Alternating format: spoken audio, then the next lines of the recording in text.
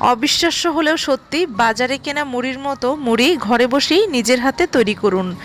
বাজারে কেনা মুড়ির মধ্যে বিভিন্ন ধরনের কেমিক্যাল দিয়ে ভাজা হয়, যা স্বাস্থ্যের জন্য খুবই ক্ষতিকর। তাই ঘরে বসেই নিজের হাতে মুড়ি তৈরি করুন, যা স্বাস্থ্যসম্মত। সম্পূর্ণ ভিডিওটি দেখলে আপনাদের কাছে ভীষণ ভালো লাগবে। তো চলুন দেখে নিই বাজারে কেনা মুড়ির মতো মুড়ি আমরা ঘরে বসে কিভাবে তৈরি করছি। মুড়ি তৈরি করার জন্য এখানে আমি 1 কাপের চাইতে একটু কম মোটা চাল নিয়েছি। অবশ্যই কিন্তু মোটা চাল নিতে হবে, মোটা চাল ছাড়া কিন্তু মুড়ি ভাজা যাবে না। তো এখন আমি একটি বাটির মধ্যে সামান্য পরিমাণ পানি নিয়ে নিচ্ছি। তো আমি কতটুকু পানি নিয়েছি আপনারা নিশ্চয়ই দেখেই বুঝতে পারছেন। তো এই পানির সাথে আমি হাফ চামচের মতো লবণ দিয়ে দিচ্ছি। তো পানির সাথে লবণ খুব ভালোভাবে মিশিয়ে নিচ্ছি। লবণ পানির সাথে খুব ভালোভাবে মিশিয়ে নিয়েছি। তো এই পর্যায়ে চালের মধ্যে লবণ মেশানো পানি কয়েক চামচ দিয়ে দিচ্ছি। তো দেখতে পাচ্ছেন আমি কয় চামচ পানি দিয়েছি। তো চামচের সাহায্যে লবণ পানি চালের সাথে খুব ভালোভাবে মিশিয়ে নিচ্ছি। এই পর্যায়ে চলে এসেছি কিচেনে। চুলার উপরে একটি প্যান বসিয়েছি। প্যানের মধ্যে লবণ পানি মেশানো চালগুলো ঢেলে দিচ্ছি। এই পর্যায়ে চুলার হিট লো হিটে রেখে চালগুলোকে ভেজে নিতে হবে। প্রথমে চালগুলো প্যানের সাথে লেগে যাবে।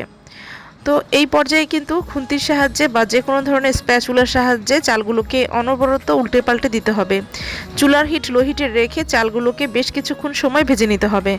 অবশ্যই কিন্তু চুলার হিট লো হিটে রাখতে হবে। চুলার হিট যদি আপনারা বাড়িয়ে দেন তাহলে চালগুলো একদম ভাজা হয়ে যাবে, তখন কিন্তু আর মুড়ি ভাজা যাবে না। চুলার হিট লো হিটে রেখে চালগুলো ভাজতে ভাজতে এক পর্যায়ে লক্ষ্য করবেন চালগুলো অনেকটাই ঝরঝরে হয়ে গেছে। যখন দেখবেন চালগুলো ঝরঝরে হয়েছে, তখন এখান থেকে কয়েকটা চাল দাঁতের নিচে দিয়ে একটু চিবিয়ে নেবেন। দেখবেন যে চালগুলো অনেকটাই কুড়মুড়ে হয়ে গেছে। যখন দেখবেন চালগুলো কুড়মুড়ে হয়ে গেছে, তখনই বুঝতে পারবেন চালগুলো ভাজা হয়েছে।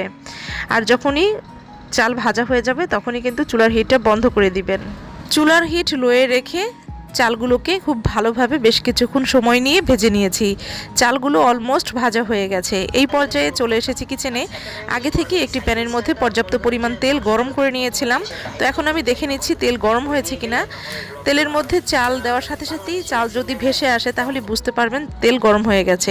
তো গরম তেলের মধ্যে যে চালগুলোকে ভেজে নিয়েছিলাম সেই ভাজা চালগুলো একটি স্ট্রেনারের মধ্যে দিয়ে দিচ্ছি। তো দেখতে পাচ্ছেন চালগুলো কিন্তু একদম মুড়িতে পরিণত হচ্ছে। আর অবশ্যই কিন্তু তেল পর্যাপ্ত পরিমাণ গরম হতে হবে। গরম তেল না হলে কিন্তু চালগুলো মুড়িতে পরিণত হবে না। তো দেখতে পাচ্ছেন আমি মুড়ি কিভাবে ভেজে নিচ্ছি। তো একই নিয়মে সবগুলো মুড়ি ভেজে নিয়েছি। আপনারাও এভাবে বাজার থেকে মুড়ি না কিনে ঘরে বসেই মুড়ি ভেজে নিতে পারেন। তো এখন আপনাদের মনে প্রশ্ন আসতে পারে, তেলের মধ্যে যদি আমরা মুড়ি ভেজে নেই তাহলে মুড়িগুলো কি অনেক তেলতেলে হবে? না, মুড়িগুলো কিন্তু একটুও তেলতেলে হবে না। আপনারা যখন তেলের মধ্যে এভাবে করে মুড়ি ভাজবেন তখন নিজেরাই অবাক হয়ে যাবেন। আর ঘরে ভাজা মুড়ি তো কতটা সুস্বাদু হয় তা আর বলে বোঝাতে পারবো না। আপনারা যখন নিজেরা ভেজে খাবেন তখনই বুঝতে পারবেন। তো তৈরি করে নিলাম বাজারে কেনা মুড়ি ঘরে বসেই। আশা করি আজকের এই মুড়ি ভাজার পদ্ধতি আপনাদের কাছে ভীষণ ভালো লেগেছে। আপনারা পৃথিবীর কে কোন প্রান্ত থেকে আমার ভিডিও দেখছেন আমাকে অবশ্যই কমেন্টসের মাধ্যমে জানাবেন। আমি আপনাদের ধন্যবাদ জানাবো।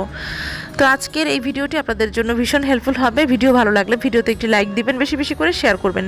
এ ধরনের সহজ এবং হেল্পফুল ভিডিও আরও পেতে চাইলে আমার ইউটিউব চ্যানেলটি সাবস্ক্রাইব করবেন এবং ফেসবুক পেজটি ফলো করতে ভুলবেন না।